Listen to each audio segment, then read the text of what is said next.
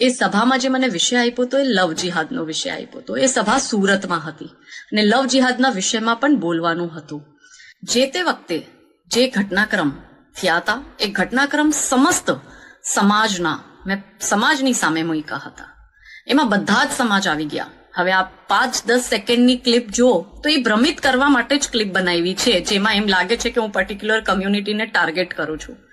પણ જો તમે મારો આખો 50 મિનિટનો ઉદ્બોધન સાંભળો તો એમાં મેં સમાજના દરેક દાખલા મૂક્યા છે. અને કદાચ મને સમાજમાં શું બની રહ્યું છે દરેક સમાજમાં એ કહેવા માટે મારે શું કરવું પડે, ઉદાહરણો મૂકવા પડે, કહેવું પડે કે જો આપની આજુબાજુમાં આવું આવું થઈ રહ્યું છે આપણે ધ્યાન દેવું પડશે. હવે એને ક્રોપ કરીને, ટ્વિસ્ટ કરીને, એડિટ કરીને નાની એવી શોર્ટ ક્લિપ ચલાવવામાં આવે ઇન્ટેન્શનલી 11 મહિના પછી જ્યારે ચુનાવ છે. અને એ પણ કરે છે કોણ? કોંગ્રેસી નેતાઓ.